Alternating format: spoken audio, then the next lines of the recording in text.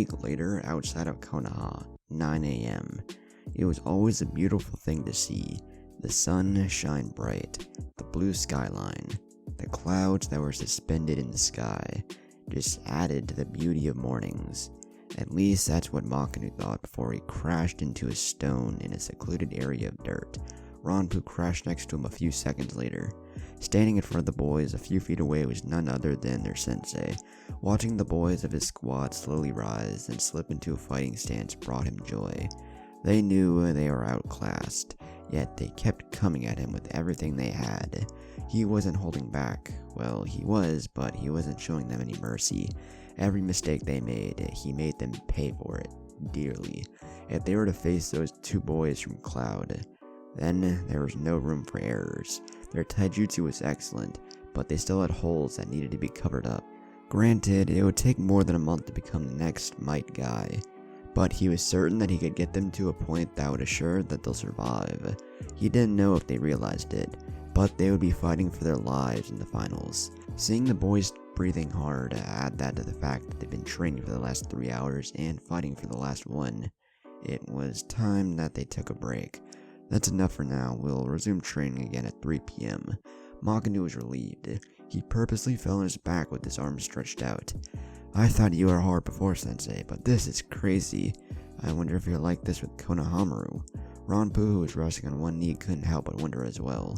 Senjuro was usually hard on them, but this training just took the cake. He brutally beat the hell out of them. Ranpu understood his reasons, but he didn't expect him to fight them like they were opponents. I guess it can't be helped. He's preparing us for them. Senjuro never really thought about his training methods being crazy, as Makinu stated, but he didn't want to tell the boy that Konohamaru's training was indeed much harder. Wait a minute, what better way than to give them motivation? He answered Makinu's question. Well, to be honest with you two, I don't think you would survive Konohamaru's training regimen. To put it more bluntly, you two are not ready for what I put him through. Ranpu narrowed his eyes at the comment and Makinu sat up, showing his disdain for the comment. Senjuro smirked at the boy's reaction. At least I know they'll come at me harder when we resume training. He turned his back on the boys and started to walk away. You guys rest your bodies. Meet back here at 3 in the afternoon today. Using the body flicker technique, he left the two alone. Makinu glanced at his teammate. We have to land a hit on that bastard. I think that would show him that we can handle anything he throws at us. For the first time, I agree. Don't worry, we'll get our hit, Ranpu said to his teammate. He then stood up and walked over to the boy, kneeling down next to him. He draped the dead last's arm over his shoulder, using himself as support for the boy. I think we should head back, regain our strength, and then come back at the appointed time to kick his ass. Ranpu's words caused Makinu to pump his fist in the air. Doing this also caused the boys to fall on their butts, shaking his head. You're such an idiot sometimes, I swear. Makinu just scratched his head at Ranpu's remarks. Cloud Village. A shinobi should never underestimate his opponents. Doing so could lead to one's demise. He didn't believe his father's words when he said it to him upon him graduating the academy. Maybe it was because he was the #1 rookie, and everyone in his age range, some even a few years older, were weaker than him. Now thinking back on it, his father was right. He did underestimate the girl that he had hospitalized nearly a week ago. He even underestimated the other 2 members of her team. Even though he believed that Hugo would give him a good fight, he still underestimated his skill, until he surprised him with that speed of his. The boy was nearly as fast as him. His father was right. Underestimation of one's opponent could be your downfall. The 8 Chunin that he had fought learned that lesson the hard way. In the indoor gymnasium, 8 Chunin laid on the floor, defeated. Standing in the middle of them, the blue-eyed genin that they had underestimated. He wouldn't make their mistake. No, he would be cautious when fighting that Hyuga kid, and everyone that came his way. A shinobi should never underestimate his opponents. Doing so could lead to one's demise. Maybe father should have told them that as well. Watching from a window high above, Aisu smiled at the boy's level of skill. You trained them well, Cohen. Not even a scratch on him. I am certain that he would have no problem taking this tournament. Too bad, though, really. I wouldn't say that just yet, sir. You haven't seen the Hyuga fight yet.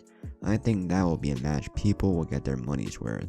Aisu didn't care what Koen said or thought. His son would crush that Hyuga kid, deciding to change the subject. So, how are your other subordinates doing? Well, Chikoku is training with Kadon, and Suki decided to perfect her skills alone without my aid.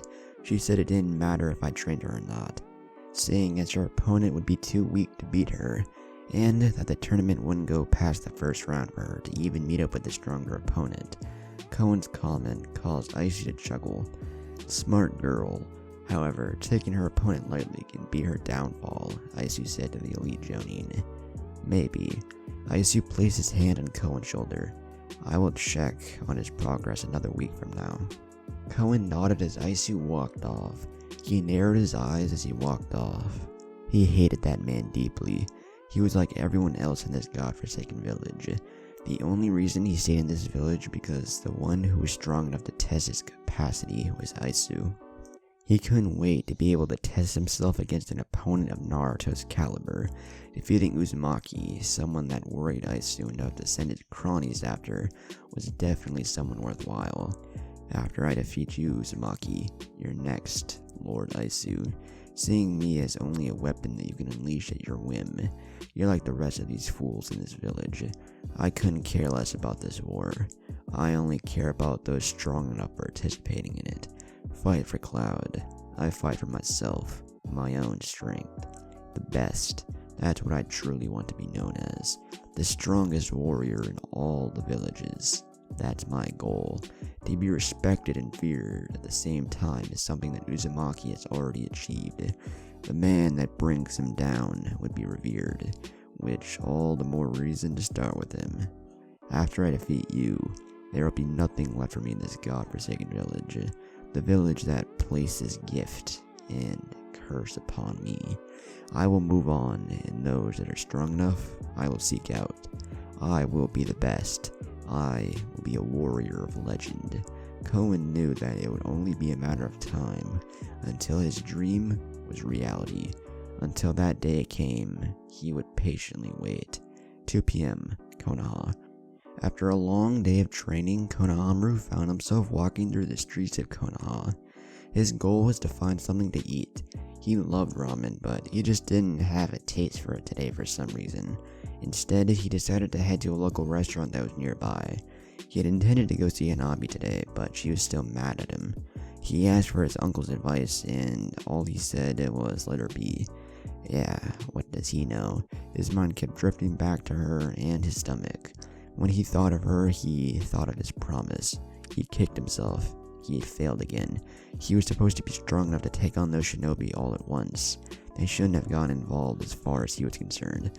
Moiki was nursing a bad leg still. Udon, who was his best friend, told him not to worry about it, but he couldn't help it.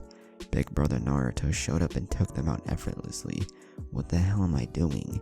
How do I expect to ever stand next to him if I can't even defeat ninjas on the caliber of those rock shinobi? The thought of not being strong enough plagued the young Sarutobi. He decided to skip his meal. He had to push himself to the limit. Konohamaru turned around and ran back towards the training grounds. He would practice until he couldn't anymore. I will stand with you someday, big brother Naruto. I will stand with you someday. Udon, who was walking with Hanabi, had intended to take the girl to where his friend had been for the last couple of days. Even though she told him she wasn't worried, he knew that she was lying. He told her that Konohamaru was pushing himself to the limit. The only person that Konohamaru would listen to, in his opinion, was her.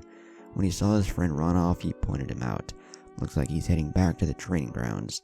Why does he overdo it? Hanabi asked the taller brown-haired boy, shaking his head. Who knows? I think it's over guilt. Konohamaru's always prided himself on protecting his friends, and becoming as strong as Naruto. Knowing Konohamaru, he feels guilty, because he couldn't protect us. The truth is, had Naruto not shown up, we would have all been dead. He believes that it's his job to protect everyone. That's why I think he's going to make a great Hokage. Do you really believe that he'll become Hokage? Hanabi was a little skeptical. No doubt he would be a good Jonin, but Hokage?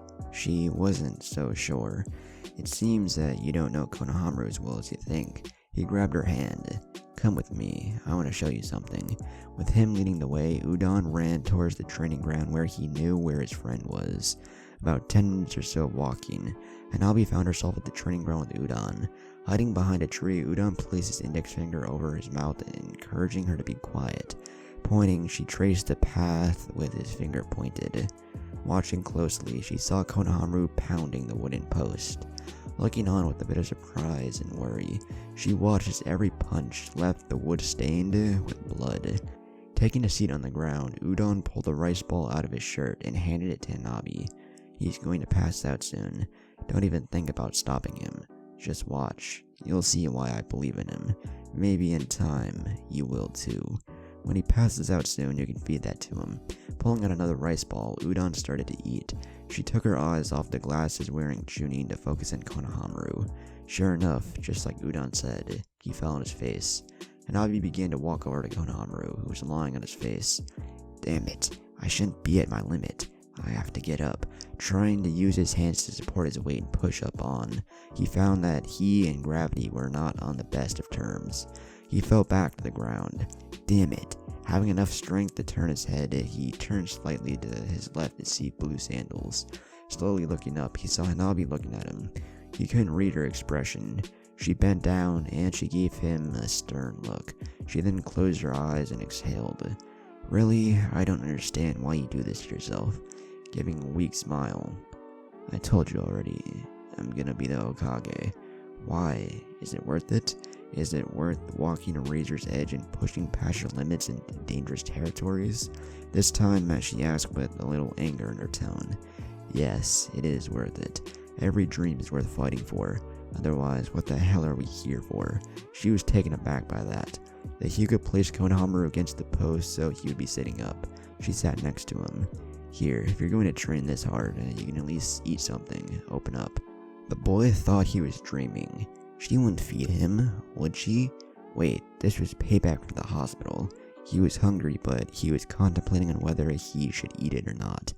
"Idiot, my arm is getting tired," Hanabi said to the boy, causing him to come back to reality.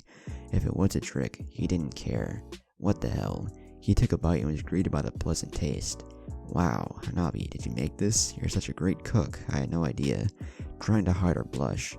"Well, actually, Wait, did Hinata make these? I bet she did. You don't seem like the cooking type." Konohamaru's comment caused a vein to appear in Hanabi's head. Before he knew it, his face was in the ground. He was now wearing the rice ball as a hat. "You jerk. To think I was actually thinking about learning how to make these things for you. You're an idiot, I swear." Udon just shook his head at his friend. "Nice way to play it, Mr. Smooth. To think, I did that to get you back in her good graces, and you go and take 5 steps back. I swear, man, you really need to work on your timing." "Well, I guess I'm taking him home again." Udon walked over to his friend. "Do you want me to leave you here, or take you home again?" Konohamaru slowly raised his hand while his face was in the ground. "No, that's okay. I think I'll stay here." Udon shrugged and stepped over his friend, leaving him alone. Konohamaru didn't have only a lot to learn as a shinobi. He also had a lot to learn about girls. Naya's place. Inside a room lit by candlelight, Naya and Hinata were standing on opposite sides facing each other in the middle of the room. The older of the two was showing the younger the premise of the seal. "As you can see, Hinata, we need perfect symmetry for this to work. Our timing must be accurate, and our hand seal speed must be exactly the same." "I know, Sensei, it's just that it's hard. I'm trying to get it down," Hinata said. "Try harder. Now, let's do it again." Hinata nodded. Doing the necessary hand seals at near the same speed, Naya yelled out, "Now!" Slamming their hands into the ground, Hinata could see the seal forming. They did it, and she couldn't have been happier. After it was done, she used her forearm to wipe away the sweat. "We finally got the timing right, Sensei." "Yes, but that doesn't mean we're done. We have to keep practicing until it becomes instinctive. Now, let's form the seal again." Naya prepared herself. Hinata, however, wanted to know, "Sensei, is a seal this big necessary? I saw the original design, which was much smaller, so why do you need me?" "Simple. I won't be able to get close to Aizu to place the seal on him. I don't have enough chakra to make the seal large enough, so that it will form under him. However, our combined chakra, coupled with me showing you the formation of the seal, and all of the other necessary things associated with the seal, we can seal off his powers. Naya's explanation put in perspective for Hinata. She and Naya would play a major role in this war. She didn't have time for errors. She understood the seriousness of the situation and her sensei's negative reactions to her mistakes. I understand, but before we continue, Sensei, I heard you call out earlier. Who is Sophia? Hinata asked. Naya gave her a surprised look. How do you know that name? That's what you called me earlier when you yelled out at me, Hinata stated. Naya looked upon the ground with sad eyes. She's me and Kaito's daughter. Hinata was shocked by the news, but she knew that it wasn't the time to press for more answers. She spoke in a low tone. Let's continue, Sensei. Naya nodded. The hands of the two females moved at lightning speed. Dropping to one knee, they interlocked hands, palm side down, into the floor. Outside of the house, Shinji and Kaito were exchanging blows. Neither were using their full power, but fighting as if they were. Shinji was surprised at Kaito's skill. This was the same man that trained Naruto in swordsmanship before he arrived to receive training from his uncle. In theory, the student learns what he can from the master. Obviously, this wasn't the case. His stance and his grip was worthy of a samurai's praise. The only thing it could come up with was he wasn't a good teacher to Naruto, or Naruto was a hard-headed student. He was leaning to the latter, jumping back to create some distance. Shinji was smiling. He was enjoying himself for the first time in a long time. Kaito sheathed his sword. I guess it's time we take a break. I must say, you're great. The two men started to walk toward the large stone in the yard. You're good too. I wonder why Naruto wasn't half as decent as you were when he came to my uncle, Shinji asked Kaito. Hard-headed kid. I tried to show him the right stance, but I tried to adapt my training to his wild, unpredictable fighting style. I see your uncle corrected all of that with his training. Hell, even if I trained him to be like me, it wouldn't have done him any good, not against your clan anyway, Kaito pointed out. Shinji disagreed. I don't think you're right about that. If he was on the same skill level or slightly under you, then he probably would have been much better off in his initial training with my uncle. Both arrived with a large stone in the backyard and sat down. Kaito laid back on the stone. I wonder if they're finished practicing yet. What are they doing anyway? Shinji asked. Working on a seal that Naya designed. I'm not too familiar with it or what it's capable of. I just know when she's developing a seal, you usually won't see her for a while.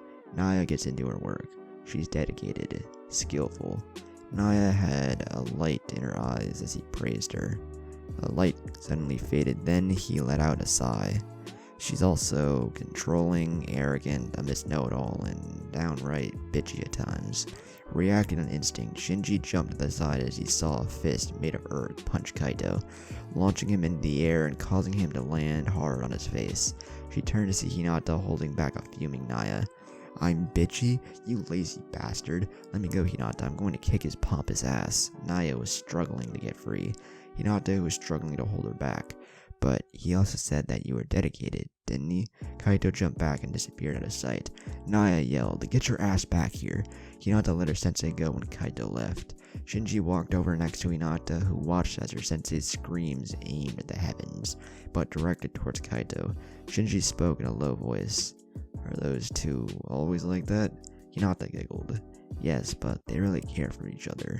It's just how their relationship is, so how is your training going?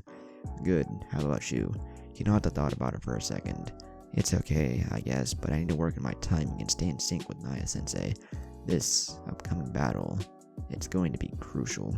Shinji didn't doubt that. He knew it would be. But his goal was simply to go after the man that killed his uncle and his clan. Also, he wouldn't mind getting his hand on that shinobi that defeated him in the woods. Shinji didn't know what, but something about that guy was demonic. Yes, probably it'll be. I, however, just want the guy that destroyed my clan. Hinata saw the look of regret in his eyes. She couldn't offer him any words of wisdom, nothing inspirational at all. Shinji continued. I wish I was there. I could have made the difference. Don't be stupid. Even if you and Naruto were there, it wouldn't have made any difference. It would just be 2 more dead people. Shinji turned to see Naya staring at him with a serious expression. Shinji snapped. What do you know? If I was there, I still would have killed you. Simple as that. Taking a deep breath, the seal mistress continued. Look, I know you think you would have made the difference, but trust me, you wouldn't have. I don't doubt your power, but Aisu is on another level. The guy is a master of the Wicked Wind style, and he has the Dragon contract, and all of the abilities that it grants. The playing field isn't level at all. If you fight him, you have a swinger's chance at best. Hinata looked at Shinji, who was glaring at Naya, and Naya, who was staring at him with a blank expression. Hinata spoke. Shinji, maybe you should listen to Naya-sensei. I know you want to avenge your family, but you can't do that by willingly committing suicide. You're not ready yet. There is only one person who has the experience and skill to fight him as far as potential goes. There is only one person who can defeat him. Not only does Aisu have all of these things at his disposal, he's an excellent shinobi as well. A weapon in the hands of an expert is a deadly combination. Shinji turned his back on them. So what, you want me to act like nothing happened and let it go? I can't do that. Dragon contract, Wicked Wind, it doesn't matter. Come time, I will be ready for him. He walked off. Hinata looked at Shinji, she then turned to her sensei, who just nodded. Hinata took off after Shinji. Naya watched Hinata run off. That kid, he really doesn't understand the gravity of the situation. I know you want to fight him, Shinji, but it's better that I tell you where you stand. The time frame that we are operating with will not allow you to catch up to him. That's just a fact, Shinji. 10 minutes passed. Hinata caught up to Shinji, who was sitting on the roof of Naya's compound. Walking up slowly behind him, he spoke. What do you want, Hinata? Can I join you, Shinji? Hinata asked the man, who in turn nodded. Hinata took his quietness as a yes and sat next to him. You know, Naya-sensei wasn't trying to be mean or anything like that. She just wants you to realize how strong the Raikage is. I know, it's just that this guy killed off my whole clan. What was his reason for doing that? Was it because he feared us so much? I wasn't even there to help them in their hour of need. I ran like a coward. Shinji cast his gaze on the roof beneath them. You're not a coward, Shinji. You protected your cousin. And it's like Naya-sensei said, you could have been killed and then your bloodline would be gone forever. I don't know how it feels to lose everyone in your family, but I do know how it feels to lose someone you care about a lot. I know you want to fight for the honor of your clan, but get stronger first. Honor your clan by being able to fight and win, not by fighting and dying for nothing. Hinata placed a hand on Shinji's shoulder. Understanding where she was coming from, he gave a slight nod. You're a very wise person, Hinata. Thanks for the advice. Shinji stood up. Well, I have to get back to my training. I have no doubt you'll become stronger, Shinji, Hinata said, sincerely believing he would, and to also provide him with some confidence, which she was certain wasn't necessary. Shinji jumped off of the roof and left Hinata sitting there by herself. Shinji is already strong. I can tell that by him sparring with Kaito, but if what Naya-sensei said is true, I wonder how will it stand against the Raikage. Hinata had no answer for the question she posed in her head. She would have to wait and see. Konoha, 6 p.m. Senzuru and his other 2 teammates were heading through the village towards the hospital to see Akuru.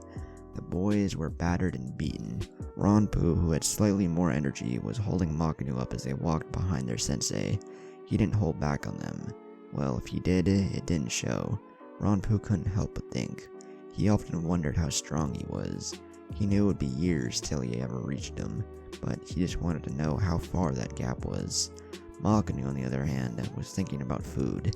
He didn't really care about his sensei's strength. Well, he did when he was getting pummeled, but hunger pain caused the thoughts to fade to oblivion. I'm so hungry.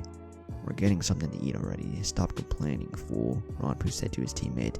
Senzuru decided to treat the boys to something to eat. They begged for him not to go easy, and he didn't. The least he could do was feed the boys after withstanding his onslaught. Their teamwork has improved greatly. I just wish Akuru was able to join. It would make it better. I'm going to have to divide their training times. though, so they can work on their individual progress. Senju saw Tamari, Hayami, Konohamaru, and Yumi all walk into a local restaurant. Seeing his student, he decided to take the boys there to eat. Come, let's go to eat there. The boys didn't care, they were just hungry, and all they wanted was food. Inside the restaurant, Tamari and the others took their seats and waited for their food to come. Konohamaru was telling them the story about his training. Man, it was crazy. That guy is freaking nuts, I tell you. He fights like he's trying to kill me. Don't worry too much about it, Konohamaru. I'm sure you can handle it, Yumi said to the boy, raising his fist with a self-assured glint in his eyes. I'm not worried. Of course I can take it. I wouldn't make a good 6th Hokage if I couldn't take that weak training.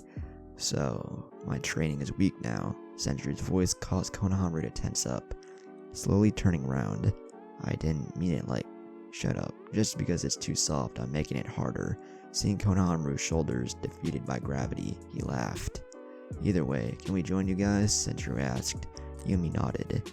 Sure, Senju, the more the better. Makinu and Ranpu squeezed in with Konohamaru in the booth. Senju sat next to Yumi, who was sitting next to Hayami. Tamari, who was sitting next to Hayami, glanced at Ranpu and Makinu. What the hell happened to you, Runs? Tamari asked, seeing that they looked battered. Sensei kicked their asses. That's what. Konohamaru spoke before they could respond.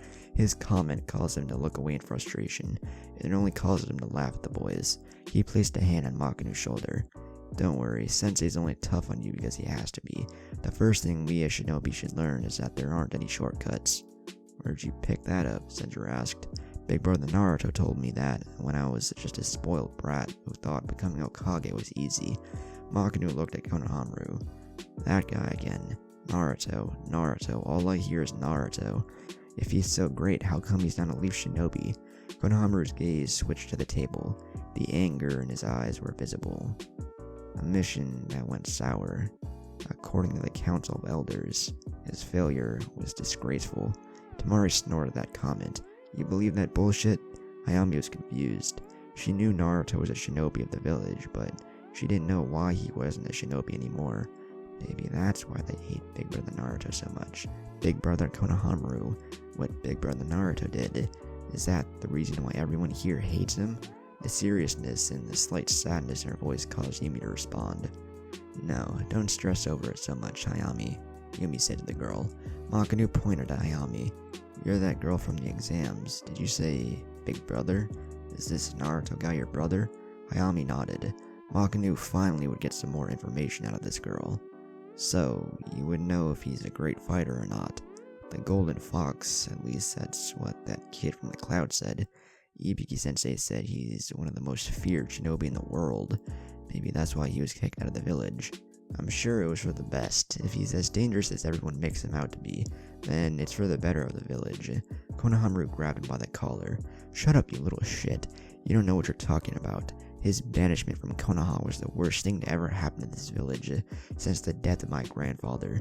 The village turned its back on a shinobi that gave his all to it. How was that for the best? Let him go, Konohamaru. Konohamaru looked at Senju, then at Makinu before letting him go.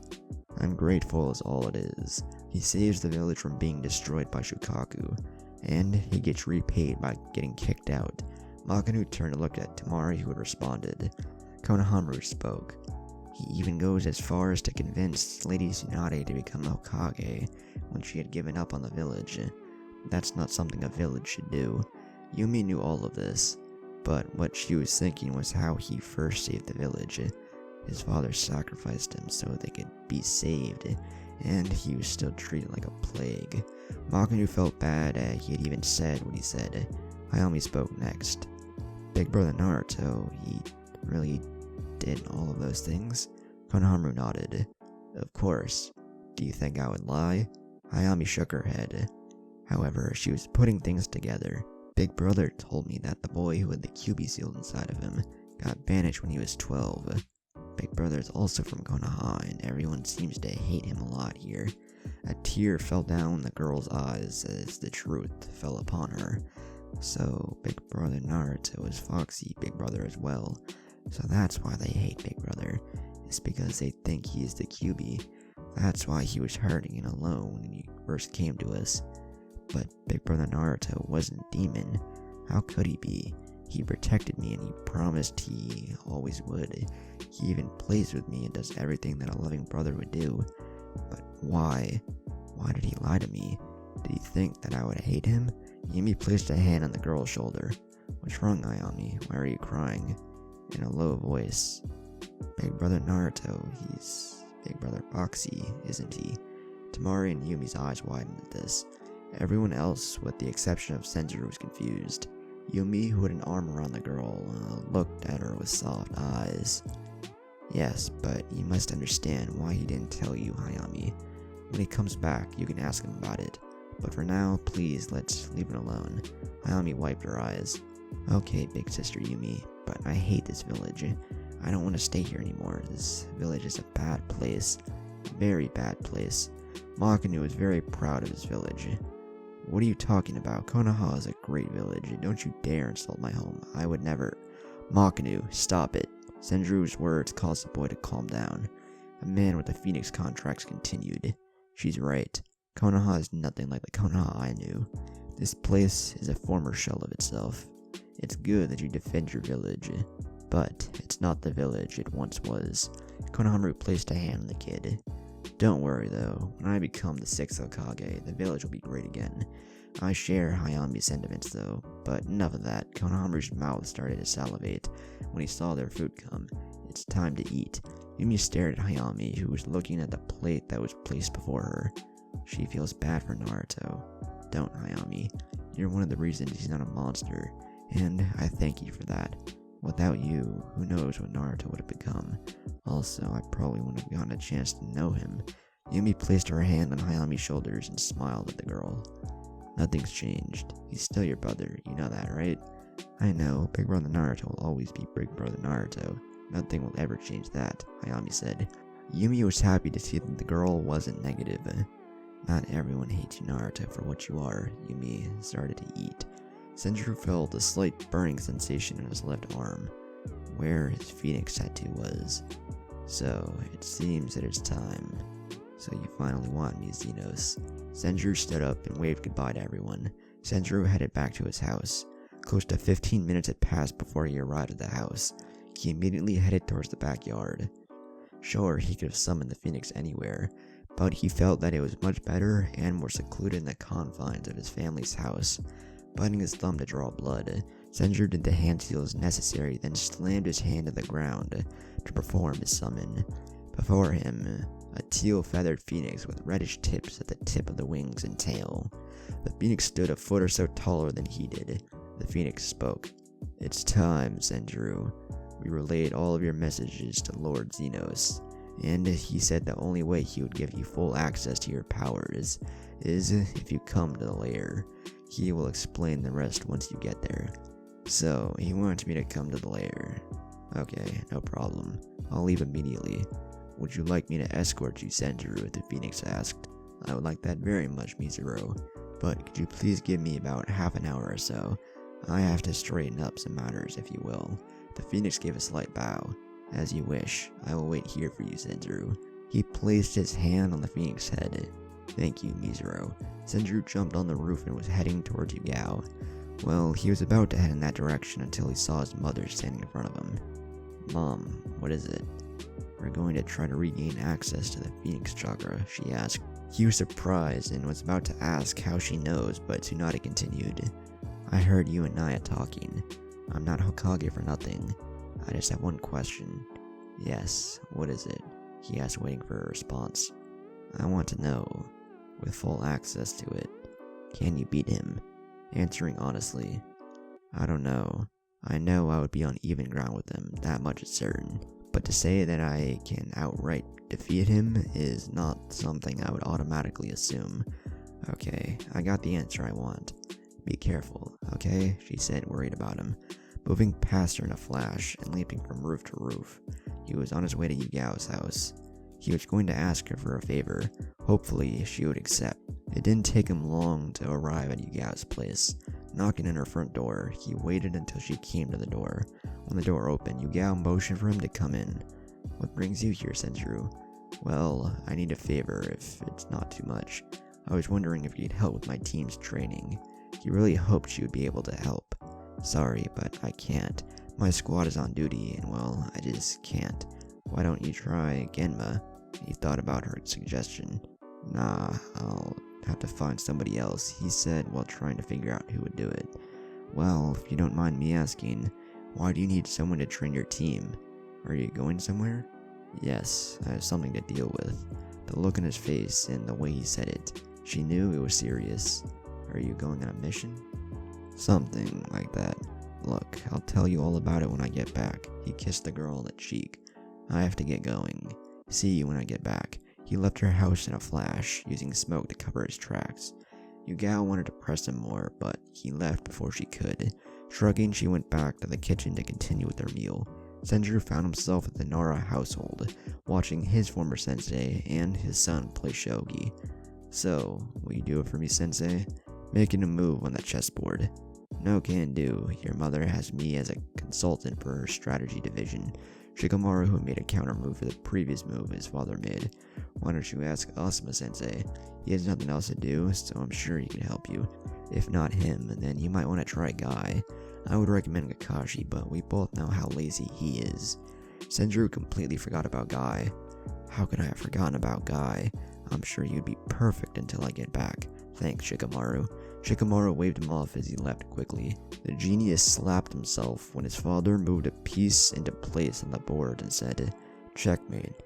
Another game, son?" "Sure, another game sounds good." Resetting the pieces, the two begun a new game. Senju finally caught up to Guy, which wasn't hard since Guy was usually at the training grounds around this time. When he asked Guy if he could do him that favor, the green spandex-clad man responded with a thumbs up. "It would be my pleasure. How long do you think you'll be gone?" "Don't know really. Anyway, thanks Guy. I owe you one big time." Smiling his big smile, Guy responded, "Don't worry about it." Senju nodded and disappeared in a purple flame. It didn't take the man long to arrive back in his backyard where Mizuru was waiting. "Are you ready to go, Senju?" "Yes, whenever you're ready," he said to the bird. "Please get on my back so we can go." Senju did as he was told. The phoenix took to the air and flew off from the house.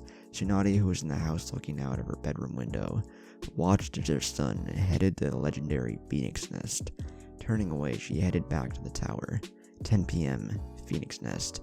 It's been about a few years since Senju had been here. His destination was Zeno's chamber, the actual Phoenix Nest itself, which was at the end of the winding stairs he was walking down. When he arrived at the end, a door about 50 feet high, made of gold with phoenixes and flame patterns decorating it, stood before him. Pushing the doors open, Senju stepped inside the room. After taking a few steps, the door behind him closed. The room was dark, but he knew it wouldn't be for long, and he was right.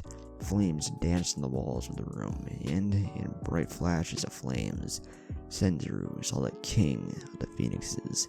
Before him was the mythical figure, Zenos. Varying from larger to small, phoenixes were all around this massive room on marble stone perches. Zenos, however, was standing on the gold perch in the center of the room. The red-feathered bird with orange tips on the tail and the wing, and flaming orange eyes, looked down at Senju with a look of disdain. In a deep and commanding voice, Zenos spoke. "You've been trying to contact me for a while. From what I've been told by my subordinates, you want to regain full access to the power that I deny." Senju dropped to one knee. "Lord Zenos, I need full access to your power if I'm to defend my village and everyone I care for against Isu." Zenos' voice elevated. "I thought you learned your lesson chasing the wielder of the dragons. It is because of your lack of patience that you are in this position in the first place. I will not give you back full access to my power. When you left here a few years back, you weren't supposed to leave, but you did, and to do what? Keep an eye on the dragon wielder. You could have been training and learning more about the powers bestowed upon you, but you had other goals in mind. I have set a 3-year limit from the time you left, which means you have roughly another year till you gain back your powers. Still 2 have passed since you were last here. You are free to go." "Sir, please. I will do whatever it takes. I need you, Lord Zenos," Senju pleaded. "You can cut it out with the Lord crap. You never referred to me like that before." Don't think I will give you a break for your newfound respect, the Phoenix said flatly. Senju smirked. Saw through that, eh? Well, to cut the crap, I really need access to your power, Xenos, if there is anything. Mizuru, who was sitting on a perch high above and behind Senju, made a suggestion. Lord Xenos, maybe we could issue him the test of flames. Senju, who was looking at the bird that transported him here, asked, Test of flames? What is that? Is it similar to the breath of fire test that I had to go through to prove I was worthy of the contract? Xenos spoke. Not even close. I will allow you to take this test, and if you complete it, I will give you complete and total access to my powers once more. Do you choose to accept?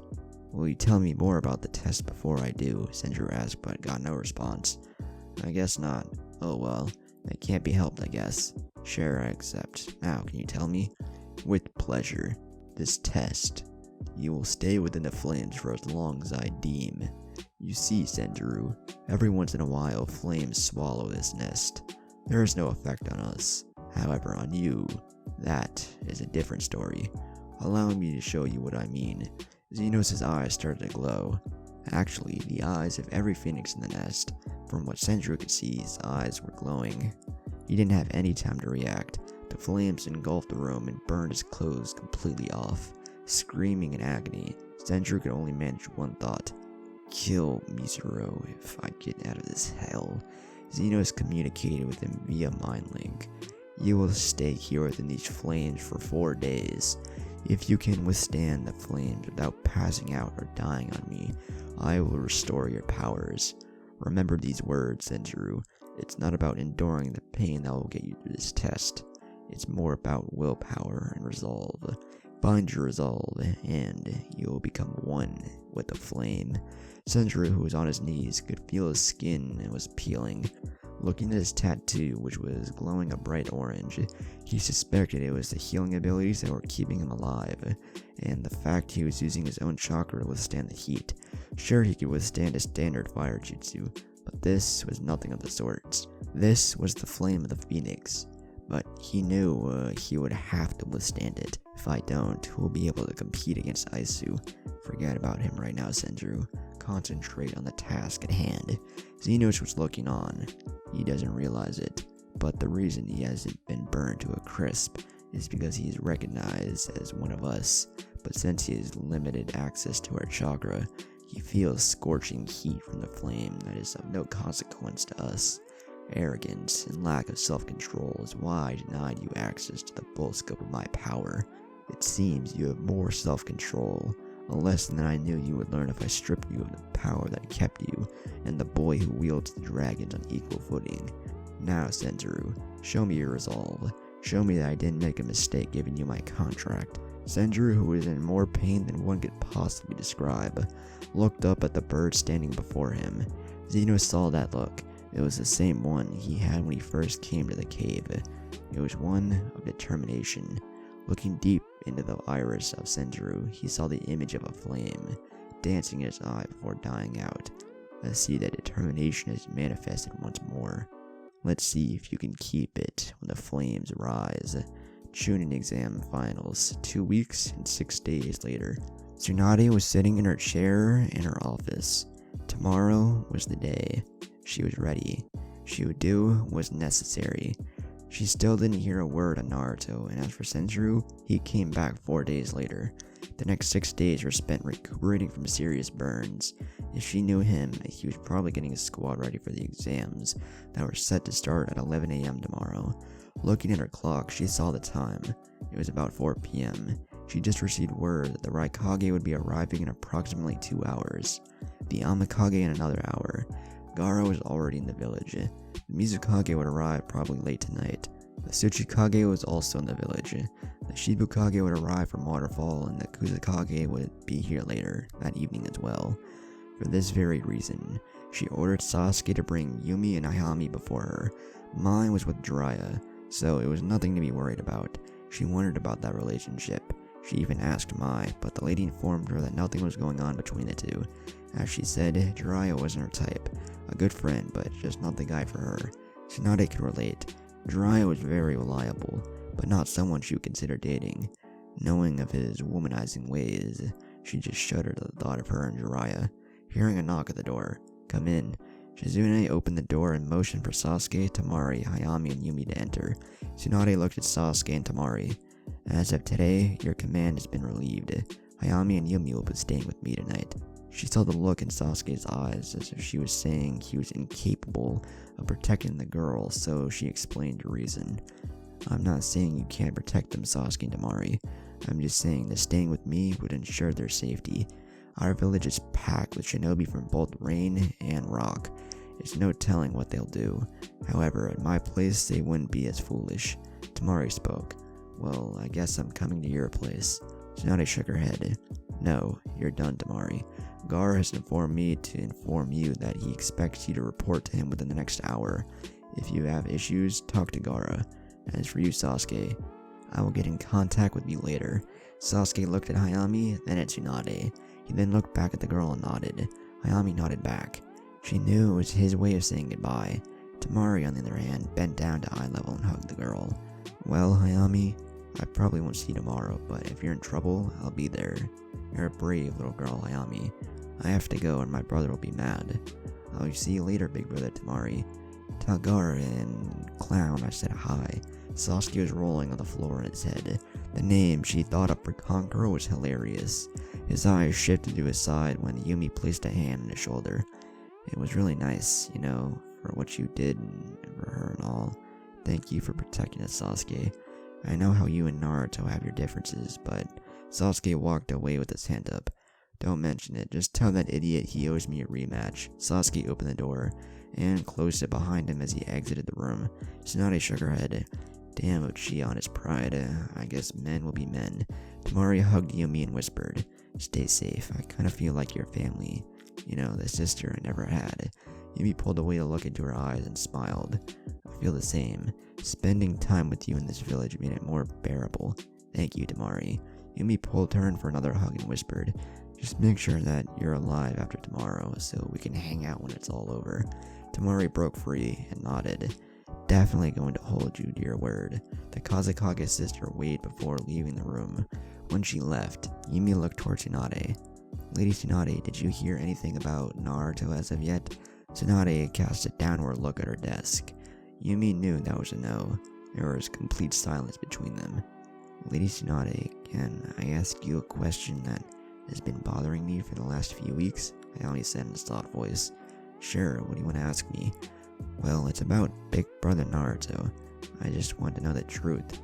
Big Brother Naruto was banished from Konoha. So was Foxy. Everyone here hates foxes as much as they hate Big Brother. Big Brother Naruto, he's Foxy, right? He's the one with the monster in his stomach, right?" Tsunade looked at the girl whose hair covered her eyes. Tsunade knew there wasn't any sense lying to the girl. "Yes, Naruto and Foxy are one and the same." Tsunade couldn't see her reaction. She wondered if the girl hated Naruto. She needed to know if her views on Naruto had changed. "So, do you see him as your brother? Or do you see him as a monster like the majority of the village?" Without thinking, she yelled, "Big Brother isn't a monster." Tsunade leaned back a little on reflex. The scream from the girl caught her slightly off guard. Hayami looked she was ashamed at herself for yelling at the Hokage. I'm sorry, Lady Tsunade. Big Brother isn't a monster. Foxy is the fox. Big Brother Naruto is Big Brother." Tsunade got up and placed her hand over the girl's head. "You're right. Naruto is Naruto and the QB is the QB. I'm sure your brother will be here soon." She looked up at Yumi. "You can't wait to see him either, can you?" "I know he's doing what he feels is right. If that took him a year, 5, 10, or 100, I would wait because I know if there is still a breath in his body, he's going to be here today or tomorrow." Tsunade was glad that Naruto found someone like her to share his life with. True love was hard to find. She hoped he cherishes it like she cherishes hers. Northern Mountain Hills. Naruto was standing outside with a Hiroshin kunai in his hand. He was clearly worn, tattered, and just tired. Falling on his face in the dirt, Naruto was knocked out. Rin, who was watching, walked over and shook him to wake him up. She kept shaking and shaking. Not again. Doesn't he know he has to be in the village tomorrow? Isn't that what he told me? At this rate, he's going to be out for 2 days.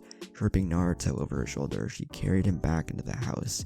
When she arrived at his room, she just threw him on the bed. Taking a step back, she looked over him, shaking her head as she leaned forward to heal some of his injuries.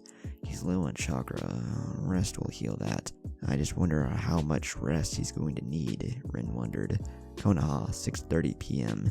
Inside the chariot that entered the village with the cloud insignia on it, sat the Raikage. The daimyo would arrive later, he was informed. It didn't matter.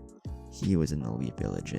Tomorrow would be a glorious day in history as far as he was concerned. It would be a new era, the era that he had always envisioned. Peeking outside of the tinted screens, he could see all eyes were drawn to him. When he arrived at the finest inn in the village, Aisu stepped out of the carriage followed by his son. Koen, who was walking alongside the carriage with Kadan, Roba, Chikoku, and Daki, was looking around to see if anyone saw Komoko. You would think she would be here to greet you, yet she isn't. Koen looked at the Raikage. Do you want me to locate her, sir? He shook his head. No, just make sure she doesn't attack the girl. I don't want her messing it all up now. She can fulfill her personal vendetta soon, but not right now. Koen bowed. As you wish. He took off to find her. Kadan looked off to his left. The quizzical expression on his face caused Rado to ask, "What's wrong?" Aisu answered, "We're being watched by Anbu. So much for trust, but it's to be expected from one who has reached Tsunade's status." The Raikage headed inside the inn, and proceeded to the room that he was given. After taking 5 minutes or so to settle down, Rado and the other members of his squad was sitting before his father, who was sitting in a chair. You guys know the signal. When the signal goes off, Kadan will give you your instructions. You are to carry them out. Once you carry them out, you are to head back to Cloud. Is that understood? Everyone nodded. Good. You are all free to roam the village. Just be back in your rooms by 10 tonight. Dismissed. Everyone left the room, and as they were leaving, Komoko and Koen were entering. You wanted to see me? The girl asked. Yes, I want to tell you that I want you to lay off the girl. I'm sure you are dedicating your time observing her. We're so close. I don't want you messing that up. He said the last part in a tone that would show her how serious he was. She clenched her fist as she spoke. I'm going to kill that little bitch and his girlfriend, but I'll hold off until tomorrow. I don't care what you do after. Just don't do anything tonight or during the exams. You got that? She nodded. Okay, you're all free to go. I have to meet up with the other Kages for a dinner here in town. Just as he stood up, he heard a knock at the door, and lo and behold, it was 2 Leaf Shinobi. Lord Raikage, Tsunade requests your presence at the dinner hall, one of the shinobi stated. He looked at the 4 shinobi that he came with. It's okay, you guys walk around and enjoy the village. Gentlemen, lead the way. Aisu followed behind the 2 gentlemen that came to escort him to the dinner. When he left the room, Komoko put a dent in the wall. Unfucking believable. I'm this close to revenge, and yet I can't get it. The 2 are under the Hokage's protection, and I doubt she's going to protect them. I can take them out now. Fuck that, I'm going to. Koen appeared in front of the girl, who went for the door. Think for 1 second, Komoko. If she leaves them, don't you think she'll have Anbu watching closely? You also forget what happened between you and the Uchiha. You're going to get your chance, just wait it out. Komoko thought about what he said. She looked away as if in pain. The fact that he was right stung her. She punched the wall again. Damn it, okay. I gotta get the hell out of here. I need a drink. I guess I'll be joining you then, Kadan said to his friend. I'm in. You, Roba? Taki asked. Roba nodded. Sure, what about you, Koen? The blue-haired shinobi nodded his head. Okay, let's go. The group filed out of the room with thoughts of becoming intoxicated. Local restaurant. This was one of the more upscale restaurants in Konoha. Tsunade really didn't want to attend the meeting, but she had no choice. In the meantime, she had Anbu watching over the 2 females in her custody. Well, 3 if you count Mai. A rectangular table. Tsunade sat at the head of the table. Gaara on her right, the Tsuchikage on her left, the Amakage or leader of rain next to Gaara, the Shibukage next to the Tsuchikage, the Kusakage next to him, and Aisu next to the leader of rain. The group was waiting for the Mizukage, who had just arrived with his group. The Leaf Shinobi's standing guard stopped them. Welcome, Mizukage. Forgive me, but this is a Kage-only party. No guards allowed. Tsunade informed the head of the Mist Village. He turned to his men, waved them off, earning a nod from each. The guard at the door showed him to his seat next to Aisu. He sat. Well, this is the first time in years that all the Kage from the 5 elemental nations have been in the same village for the Chunin exams. How are you, Lady Tsunade? I've been good. I hope all is well with you. It has been a while since I've been in Konoha. I forgot how beautiful this village is, Mizukage commented. Yes, it is a lovely village. So tell me, Lady Tsunade, why no guards? Aisu asked. I just want everyone to relax and feel safe here. Besides, it's an act of good faith, Lord Raikage. Tsunade didn't even buy what she said, but it sounded good. Aisu laughed. I suppose so. I hear that the girl from the Minashu clan is still here in Konoha. I would very much like to speak to the little girl. Tsunade really hated this bastard. He knew how to piss her off, and he was doing a good job. But being her, she calmed herself. Gaara was a different story. Gaara stood up. You bastard. Sand was coming out of the gourd in the back next to him. Aisu gave him a sick smile, daring him to attack. Tsunade placed a hand on Gaara's shoulder. Gaara, please, calm down. This isn't the place. Gaara looked at Aisu. I know you want to fight, Aisu. I warn you, I am not to be trifled with. My patience is very thin. Aisu, you're mocking the girl and her family. What do you hope to accomplish by talking to her? You just want to show her the face of her clan's murderer. Unlike Tsunade here, I have no problem killing you, because I know the type of person you are. You're a power-hungry, egomaniacal asshole. Don't think you're fooling anyone here. However, I will refrain from harming you. Naruto will do that himself. I suggest after this exam you hide behind all the cloud shinobi that you can. I only wish I'm there when that blade claims your head. Aisu was getting angry. The fact of the matter was, he had no idea where Naruto was, and what he was doing with the blade. He didn't like Gaara. This was another person who would stand in his way. It didn't matter.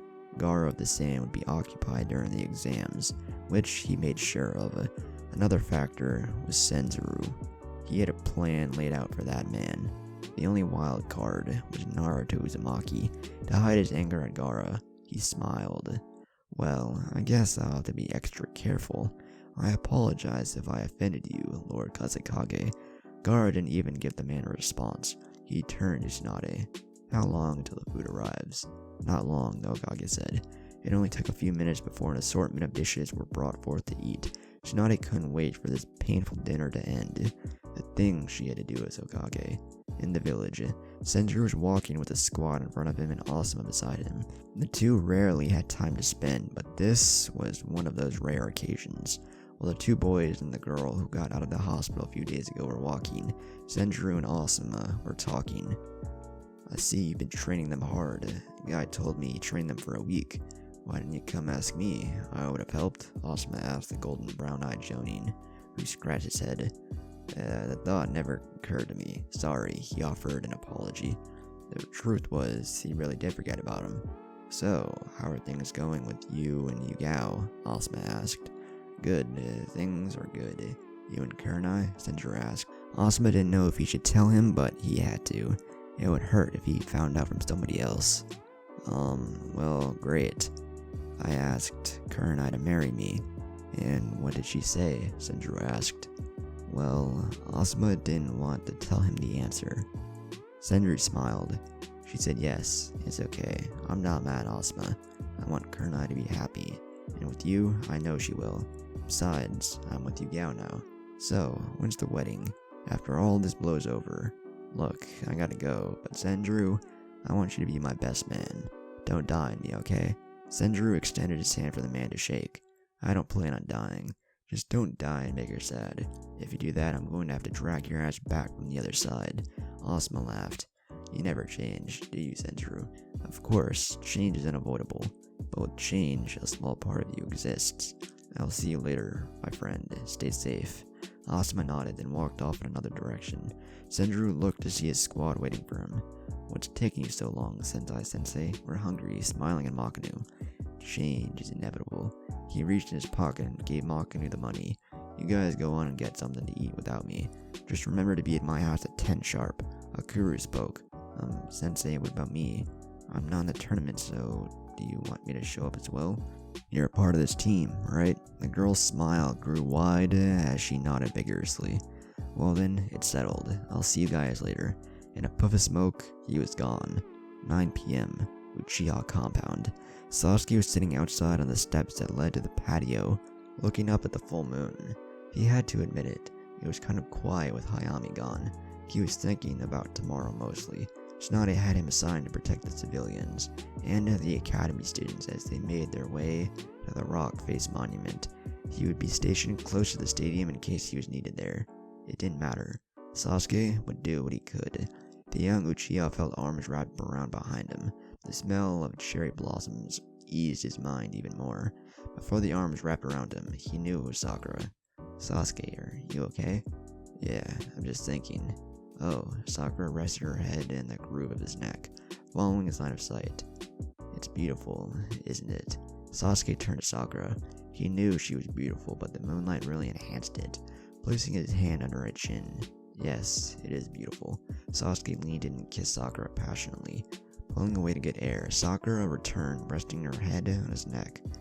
Tomorrow is going to be hectic, Sasuke.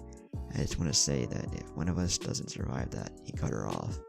I love you too, Sakura, but I don't intend on dying or letting you die, so get that out of your head. Sakura was shocked at the fact that he said that he loved her. This wasn't the real Sasuke. She felt his forehead. Are you okay? First the kiss and now you're saying that you love me? You gotta be sick, that's it. Sasuke smirked while looking at the moon. I'm okay, Sakura. She didn't know what brought on this change, but she was grateful. Tightening her grip around him, slightly below his neck, Sakura rejoined him looking at the moon. Sasuke placed a hand on her forearm. He would cherish the moment. You never know when you'll get another one like it, is what he thought. Somewhere in Konoha, Yugao, who had her towel wrapped around her body due to her just exiting the shower, slipped into her undergarments, then slid on a long t-shirt with a leaf symbol on the front. After she finished getting dressed, she left her bedroom and headed to the kitchen for a snack. Passing the living room, she noticed a moonflower on the window ledge. She smiled but continued to the kitchen.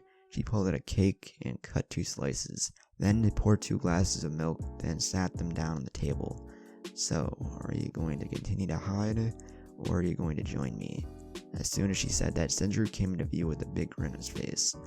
I like the moonflower, but you didn't have to, she said before taking a bite out of her cake. Sitting in the chair on her right, Senju took a bite out of the slice she set out for him. I wanted to. Besides, you did say that they were your favorite flower. So they are. The two continued to eat their cake in silence. Senju broke the silence. Yugao, I just want you to know that if things get out of hand tomorrow. She placed her finger to his lips.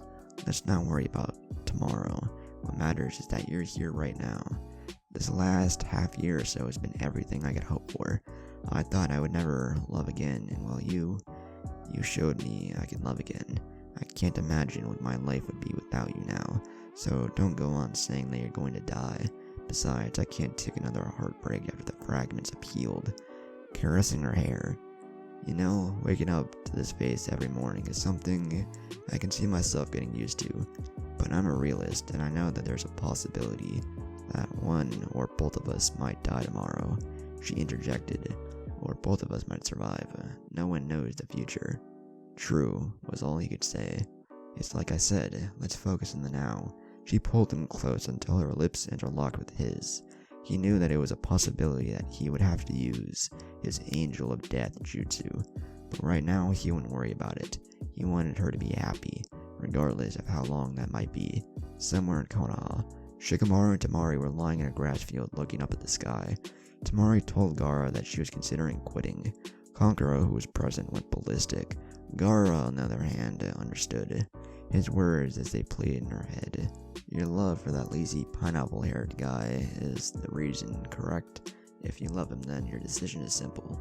Follow your heart. Temari looked at the unsuspecting Nara and smiled.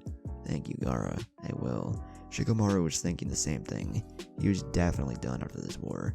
He had no idea where he and Temari would go, but as long as they were together, it didn't matter at all. In his mind, he did more than what he had intended to do as a ninja.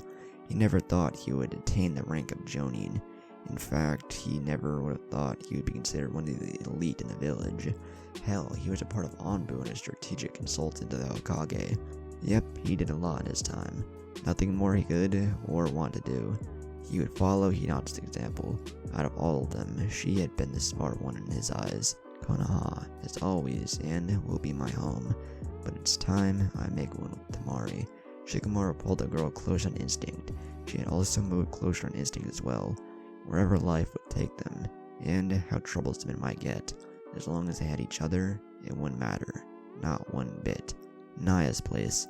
Hinata was sitting on the roof looking at the moon. She loved doing this when she was at the Hyuga compound. It was one of the most relaxing things she could do. Getting lost in the ocean, that was the sky. All of her issues with her family washed away. It was calming. Hinata glanced behind her when she sensed someone behind her. Shinji took up a seat next to her. Beautiful, isn't it? Yes, it's quite beautiful. Whenever it's a full moon, I find a spot to watch it. It's so calming and relaxing, Hinata said while looking at the moon. We're leaving here in 4 hours, Naya said. We should arrive in Konoha around 12:30 to 1 p.m. tomorrow, Hinata nodded. Yeah, Sensei informed me. Shinji needed to ask her a question. He needed to know. Hinata, can I ask you something? The girl looked at him waiting for his question. Your feelings for Naruto. I want to know if they're so deep that you will never allow anyone else into your heart. Hinata thought about the question, then she responded. I care for Naruto, but I don't think my feelings are that deep. Not anymore. He's with Yumi, and I'm happy for their happiness. I'll have to find my own happiness someday, but I guess I have to wait. Most guys don't look at me like that, because of my shy and quiet nature. I've never been looked at like Ino or Sakura. Well, those guys are idiots. You're the prettiest lady I've ever seen, and you have much more to offer than those two. Hinata was a little surprised. No one had ever thought she was pretty, let alone the prettiest thing they had ever seen. Shinji slid his hand over Hinata's hand, which was resting on the roof. Hinata, I really like you. I don't know how you feel about me or if you even like me, but maybe one day I could be that guy that brings you happiness. Shinji acted on instinct. He inched closer until he kissed a shocked Hinata. When he pulled away, he looked at Hinata, whose eyes were wide from the suddenness of the kiss. Shinji looked at Hinata and wondered if she was okay. Maybe he moved too fast. He was cursing himself, thinking that he blew it. Hinata touched her lips with her hands. He really didn't know what was going through her mind, but in Hinata's mind, as she was thinking, he kissed me. He really kissed me. Naya-sensei said he liked me, but I had no idea. Is this why he always offered to walk me back home and turn up wherever I was to join me? Shinji's voice broke her train of thought. Hinata, I'm sorry I let my feelings take control. If you are uncomfortable, truly, I never meant for that to happen. It's okay, Shinji. It's just that I didn't know you liked me like that. Oh, so you don't feel the same, Shinji said in a defeated tone. Hinata slid her hand over his this time and smiled. I didn't say that. I don't know if you're that guy or if I'll ever find that guy, but let's see what happens, okay, Shinji? He nodded. Simultaneously, the two turned to look at the moon in the sky. He hoped that she allowed him the chance to prove he was that guy. For Hinata, this was the first guy who ever felt this way about her. Maybe giving him a shot wasn't a bad idea. Maybe he was that guy. Time would only tell. Kaito and Naya, who were sitting outside watching the two, looked on as they kissed and held hands. Don't they look so cute together? Naya said. Everything looks cute to you, but I suppose they would make a nice couple, Kaito agreed. He didn't want to piss her off. I think we should give them some privacy. Come, I'll make you some of your favorite tea. Naya started walking back to the house. Kaito couldn't turn that down. It wasn't often that she would offer to make him his green tea. She knew how much he would like it, but whenever he asked her to make it, she would say no. Naya doing anything of this nature is her way of showing she cares. He knew that. It was the type of person she was. Kaito glanced at the two. He then headed into the house to enjoy the tea he loved so much. Konoha, 8 a.m. Tsunade was sitting in her chair in the tower, looking out the window. People from all over were here in Konoha to see the exams this year. Today was the day. It was finally here. She didn't know where Naruto was at all.